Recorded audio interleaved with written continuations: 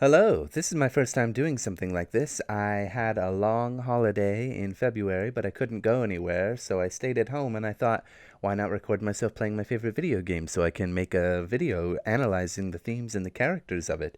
That sounds like fun. However, I was dead set on getting this out for the 27th anniversary of the release of the game, and unfortunately, to make this self-imposed deadline, I ended up cutting a whole lot, and that left me with basically just a summary of the game, a few points on my favorite character, and vestigial points on the themes of. Now, with that vote of confidence, I hope that you can enjoy something that I said in here.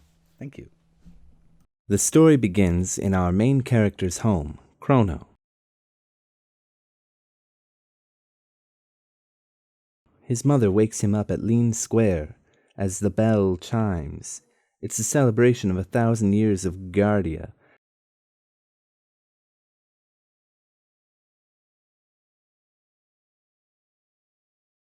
And his mother wants Chrono to enjoy the day and check in on his adventurous friend Luca. At the fair, Chrono can enjoy tests of strength, drinking contests, a song and dance, and he can even grab a bite to eat. He might as well go fight Gato, the cat robot built for battle. Along the way, as he spends his time there, he runs into Marl, a tomboy princess that snuck out from the castle to have a bit of fun, who has a difficult relationship with her father. The pair find themselves watching Luca's demonstration of her device that can transport from one place to another. Something goes horribly wrong when the device interacts with Marl's pendant, sending her through a time gate back to the year 600.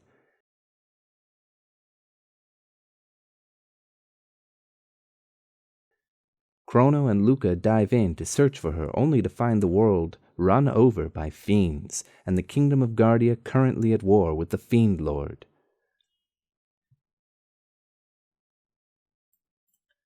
Queen Lean has gone missing, and the primary suspect is the Fiend Lord himself. However, because Marl bears a striking resemblance to Queen Lean, the search ends when the soldiers find her. Unfortunately, because the guards have found the wrong girl, Lean is still in trouble, and Marl begins to disappear once again. This time, however, it has to do with her ancestor, Queen Lean, not having been found, so she begins to fade out of existence. It's up to Chrono and Luca, as well as the knight, Frog, to go to the cathedral and save her. When they arrive at the cathedral, they find it is overrun with fiends. Fortunately, they're able to find Queen Lean just in time and save her from the clutches of Yakra. With the three millennials reunited, they return to their time, only for Chrono to be arrested because of all the things that he was getting up to when he was at the Guardia Fair. And what's really great about this is that because the game developers gave you choices on what to do, there are different ways that this trial that you will soon face, which is complete and utter sham, there are different ways that this trial can go. I was found completely and utterly guilty, although I did nothing wrong.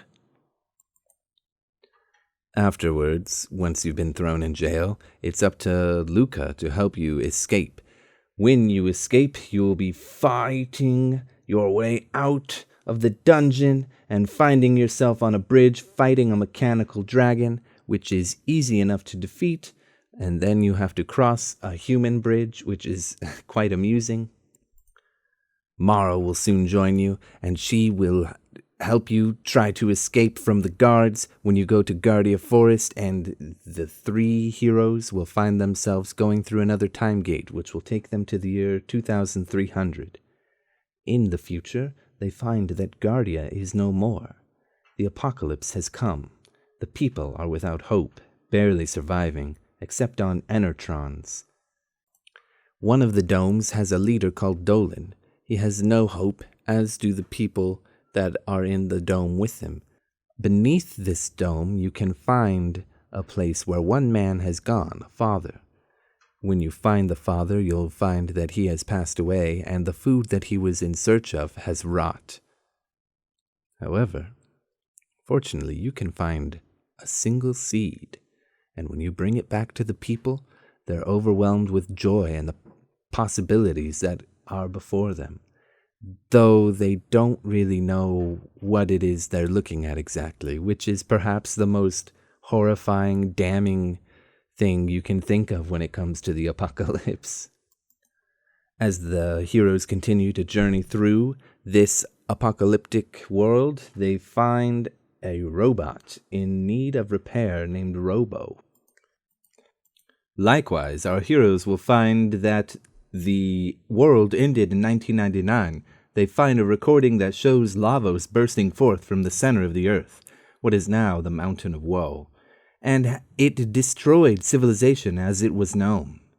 They determined that although it happened nearly a millennium after their lives, they must do everything they can to put a stop to this happening. They find another time gate and get stuck at the end of time with a mysterious old man. He helps them find their way back to 600, where they find that the war is going horribly for the humans. You can see the evidence when you go to the basement of the castle. Down there you'll find that there are soldiers not only filling the beds, but also lying prone on the floor. Horrifying. They seek out the help of Frog once again, who feels that he is a failure. He feels as though he's let down everybody, and that he can do nothing, that he will be of no help.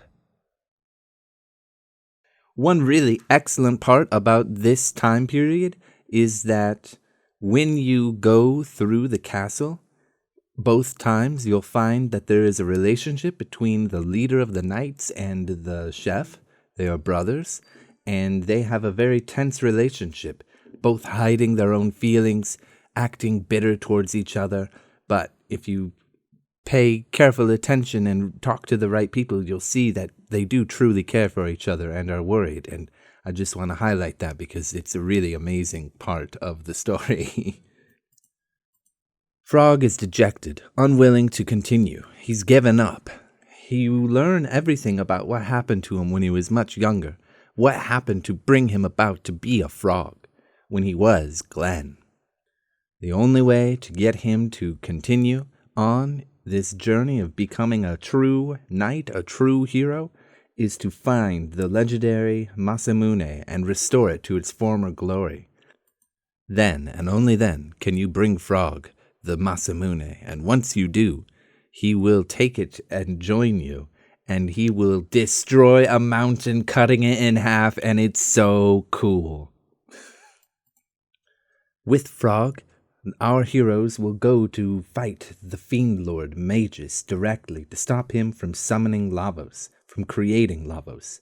As they travel through his castle, they come across powerful henchmen in Slash and Flea, and make their way past Ozzy to go downstairs to stop Magus's ritual, only to find that they misunderstood Magus's intent. You see, Magus is not intent on destroying the world, or Guardia, by creating Lavos. In fact, he's got another key priority. He's waking Lavos from its sleep, and he intends to seek revenge. Before any of that can happen, the crew are sent back to prehistory where they meet the leader of the humans, and Marl's ancestor, Ayla, who is at war with the Reptites, the precursor to the Fiends, and their queen, Azala. After a village of humans has been ransacked by the Reptites, the crew go to Azala's hideaway and take her on. Here, after Azala's defeat, they learn of Lavos' origin, La meaning fire, Vos meaning big. And Lavos crashes directly onto Azala's castle.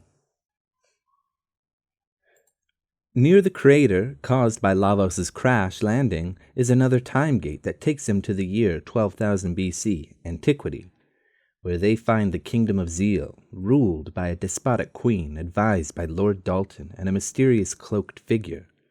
Here they learn about a stratified culture literally separated by those that live in caves on the surface of the earth, which is shrouded in blizzards from the fallout of Lavos' fall to this day, and those that practice magic and leisure. There is an air of arrogance found in the people of Zeal. Many of them believe themselves to be superior to the land dwellers, and continue to research and push their crafts further, never asking themselves whether they should do this, only asking what else is possible. When walking through one city in Zeal, the crew come across a young boy named Janus, who gives an ominous warning that the black winds howl, and they say that one of our members will die. His older sister, Shala, is being used by her mother as she's incredibly powerful and has the ability to activate the Red Mammon machine. This device is the source of all of Zeal's power, which allows them to create floating cities and use magic. But it has one horrifying secret. The source of all this power is derived from deep inside the earth, from Lavos, and there is nothing Shala or anyone can do to convince the queen to stop. Besides the fall of Lavos, this moment in time is the source of all the woe to come. Before continuing on with the story, I'd really like to backtrack a little bit to discuss my favorite Squaresoft villain of all time. We first hear about Magus having only been referred to as the Fiend Lord by the human soldiers and his fiend disciples. When you enter the cathedral, if you're a careful investigator, you can find a room full of fiends talking about the Fiend Lord. You can follow one of them to find a shrine dedicated to him where they are worshipping him. If you return to your time and head to Medina, you can find the same shrine in their own square as the fiends dance around it and chant. The devotion that his followers show is potent.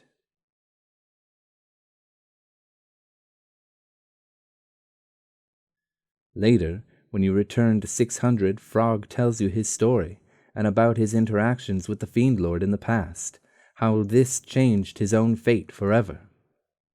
When you go to confront him, believing that he is creating Lavos, you find that Magus is summoning the creature responsible for the end of the world. Are you kidding me? Only to stop him, just to find out he was seeking revenge? Then you're separated, left to wonder, how did Lavos come to be? And also, who is this guy? Why does he want revenge? What did Lavos do to him when Lavos hasn't even entered the world yet? There's something ominous about him, and there is as well with the Kingdom of Zeal. We see these characters that speak to us about these prices to pay and the use of supernatural powers to elevate themselves, not to mention the music that reeks of a sealed fate, the repetitive echoing of the corridors of time drone on, and the soft cry of a lost soul from Shala's theme. Both speak to the horrors soon to be wrought by the decadence of the culture. The hooded figure is a new advisor to the queen in this timeline, and is adamant about using the Mammon machine for his own purposes. Both advisors have their own plots, with Dalton seeking to gain power in his own way, becoming jealous of the hooded figure when he's shuffled off to the sidelines to distract our heroes. When our heroes break into the Queen's chambers and continue to butt into royal affairs, the hooded figure forces Shala to make them take the time gate back to prehistory and seal them away. The time travelers soon travel to the future to find the Epoch, a time-traveling ship, and they head back to antiquity, thanks to the help of Balthazar. Once they reach the bottom, our heroes find the hooded figure, Queen Zeal, and Shala at the precipice of awakening Lavos. It comes as no surprise to find out that the hooded figure is in fact Magus, hell-bent on revenge. But the question still remains, why does he want revenge? What did Lavos do?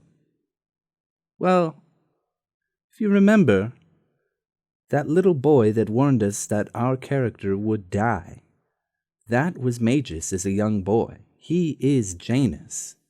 Something horrible happened at this point in his life that threw him through time into the Middle Ages, where he was raised by Ozzy and became the Fiend Lord, searching for a way to come back home and stop Lavos. And for all his efforts, all his plots, all this time throughout his life spent searching for this opportunity to destroy Lavos before Lavos ruins his life, he fails. Nothing he can do phases the creature, and now he must live with the fact that he is in part responsible for the worst day of his life in this timeline. You see, Lavos wakes up, and Lavos is angry, defensive, so Lavos attacks, and who should get in the way but Chrono? The black winds howled, and they cried for Chrono. With our heroes devastated and Magus distraught, Shala does what she can to get everyone out, leaving herself in the crumbling ocean palace, leading to the death of Magus's beloved sister, thus explaining why Magus sought revenge. When the dust settles after the kingdom of Zeal comes crashing down, the blizzards stop and the corridors of time chime on endlessly throughout the world. Few survivors remain, save for a handful of land dwellers and Zeal citizens. But Dalton's still there, and he has control of the Blackbird. He kidnaps our heroes who are still reeling at the loss of Chrono, but they make quick work of him. When they return to the survivors, they see a young boy has raised his spirits from the horrors everyone has witnessed when Janus's cat appears, cheering him up. Another survivor tells our heroes that a pale man with a cape is on the north shore, far up on the continent. On arrival, Magus explains himself and shows no remorse for what has happened to Chrono. The crew becomes antagonized and may choose to fight Magus, or to accept that this fight won't change anything.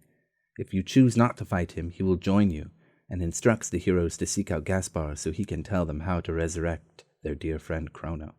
Apparently, you can also fight him and choose to destroy him or keep him. You will use Frog to fight him. I've never done this because I've always wanted to just get Magus in my team as soon as possible, but that's what I've heard, and this will have some impact on the ending of the game and some other things near the end game. So be on the lookout for that. When they go talk to the sage in the end of time, he gives them the Chrono Trigger, a time egg, so that they may go and save their friend Chrono. But first they must make a doppelganger for the moment Chrono was blasted into oblivion. To do that, they head to Guardia to enjoy the fair. Inside a tent, there is a character called Beckler, who will let you play a game where you can dance based on another doppelganger's actions.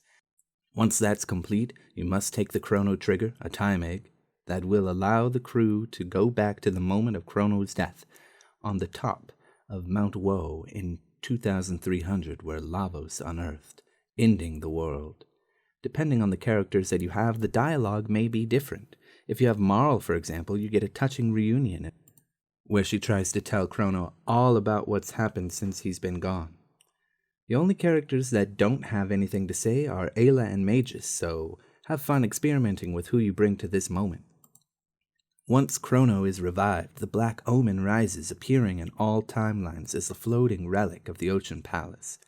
It's up to our heroes to put a stop to Queen Zeal and finally put an end to Lavos by any means necessary. In one of the cities, there's a small creature in the corner that lays in a bed, pondering free will versus determinism.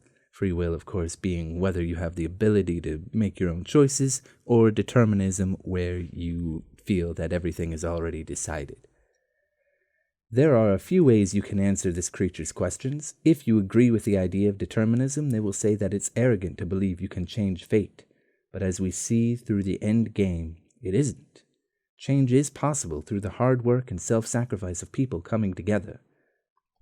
We see that most evidently in the side quests. Speaking of antiquity, there is a woman that finds a sapling. She asks what she should do with it. If you have her plant the sapling, you will find a small village in the desert near Pore in 600. A woman named Fiona lives here, and she needs help with a monster that's destroying the land around. Once you go down and defeat the monster, Fiona will still need someone to help cultivate the land, for which Robo promises to help, as he is not mortal like the others, so he can spend the next couple 100 years working on this forest. The heroes can then return to 1000, the present, and find in Fiona's shrine a dilapidated Robo. They'll spend the night in the forest nearby and have a discussion about what it all means, what Lavos has brought to this world, and why the time gates exist.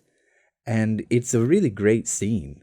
We see thoughtful ideas from Robo, and then Luca will now not be able to rest, so at night she will walk around and find another time gate. This one takes her to her childhood and is unique because it's the only red time gate that you see. She finds a familiar scene where her mother first became crippled by getting caught in the machine her father was working on, and we learn her motivations for becoming a scientist. If you're lucky enough to know the password, you can save her. In the year 2300, we have a few things to do. As far as continuing Robo's story and characterization, you can go to where Mother Brain is. There you will find Atropos, who tries to convince Robo that he doesn't need to put on an act any longer and can help her to eliminate the humans. Robo must fight alone against his former girlfriend? Or whatever she is? Robo's learned that life is worth living and what it's worth living for, and refuses to give up. Then, later on in the dungeon, the mastermind AI behind it all that has gone rogue, Mother Brain, goes on a tirade about the folly of man and bringing in a new world order. The entire time that you walk through this area, this dungeon, she will be taunting you, giving you bleak, terrifying messages. Thanks to his friends, though, Robo now believes in humanity, though when he helps defeat Mother Brain, it comes at great cost to have him shut down the system, as there will now never be another like him. The other thing that you can do in the future is to go fight the Son of the Sun. And this has to do with the Sunstone, which lots of characters throughout time have referenced. To do this one, you must find the Moonstone, which comes from defeating the Son of the Sun, and you bring it back to a cave in prehistory. You must then come back to the future so that you can find it. However, if you do this, you will find that the Sunstone has gone missing. You will find that someone has taken it. If you go back far enough in time to the year 1000, you will find that down in Pori, the mayor's house is shining bright. Unfortunately, the man who is in possession of the Sunstone is quite greedy and has no interest in others. Even his own children hate him. However, it's not without hope. You can change this man. You can go to a local store and buy some jerky, then travel 400 years into the past and talk to this man's ancestor. The price of the jerky is no joke. It is quite expensive. You should be able to have the money, but in case you don't worry. Because you can sell it to the man's ancestor. However, if you don't, then you will be rewarded with teaching this man's family a valuable lesson in generosity, and you will see that he is a changed man and that his children now love him. And he will gladly pay it forward by returning the Moonstone to you. On a previously unexplored continent, only available with access to the Epoch, the party can find some ruins with the spirit of Cyrus. Cyrus is the mentor of Frog that stood up for Frog and taught Frog everything he knew, and the knight that ultimately fell to Magus and his posse on a mission that sealed his own fate. Doing this quest will help activate the full power of the Masamune, which makes it incredibly valuable. You must get some tools for a construction worker to get to work and fix up the ruins for you to explore in 1000. When you go back to 600, Cyrus gives some really beautiful parting words to Frog before his spirit disappears forever, and the inscription on his headstone changes, and it's really sweet, and I recommend you do this one. It's really a lovely one. Especially because it finally gives Frog, Glenn, some closure on this man that has meant so much to him, his best friend. Likewise, in 600, on Chorus, the continent you've been on, where you've found the construction worker, you can find Toma, who you've seen a few times. He will give you a drink to pour on his grave if he doesn't find the rainbow shell, and if you go to the present day, you can find his grave at the end of a peninsula. Pour down the drink, and his spirit will tell you where to find the rainbow shell. If you notice when you head there, you will find that this place is actually the ruins of Azala's keep, unearthed. You will have to defeat the Rust Tyranno, which can be quite challenging if you take too long. Good luck. Afterwards, you find that the rainbow shell is too heavy for your party to carry, so you can go to King Guardia for help. He promises to keep it as a family heirloom. If you return to the year 1000 with Marl, you will find that the king is on trial for supposedly selling off the royal treasures, including the rainbow shell. Once again, We have a sham trial, and it's up to the crew to go down to the basement to pick off a shard of the rainbow shell to prove that the king is innocent. When everything devolves, you fight with Yakra the 13th, who is seeking revenge for what you did to his ancestor. What's really special about this is that we finally get to learn more about Marl and her disconnection with her father. We've known that she's rebellious, she's a tomboy, and that she's also deeply caring about her friends. We know that she's had a tumultuous relationship with her father, and now we find out why. Turns out, when her mother died and she was very young, too young to understand what was really happening, in her mother's last moments, Marl misread the situation. She was happy to see all of her favorite people, not realizing this was a gathering of the aristocracy to pay their respects to the dying queen. And it's just such a beautiful thing, and you just got to see it. This is the first time that I've really appreciated how they develop Marl's character, and it's so good, man. It's just tragic. Ever since that day she's been changed, but when she hears how her mother felt, the relationship between her and her father begins to heal. Again, it's so beautiful, and it took me far too long to recognize how great it is. There is one more very interesting part to this game, and that would be when you go to Medina in the present after you defeat Magus, the statue in the square has changed. It's no longer the Fiend Lord Magus. It is now Ozzy. You also fight a much stronger Flea and Slash during this side quest, and you can see that Ozzy isn't quite as powerful as his underlings, but there's some really great dialogue if you bring Magus, and you just gotta try it, man. It's also really cool. They've got a lot of back and forth. Even late in the game, you can find an old man make a disturbing remark on the Black Omen calmly, as if he's lived with it his entire life. Depending on when you defeat Lavos, you can get different endings. The regular ending comes after completing the Black Omen, defeating Queen Zeal, which, again, you want to bring Magus so you can have some really interesting dialogue, because he's got a lot to say about his mother, and it's very cool.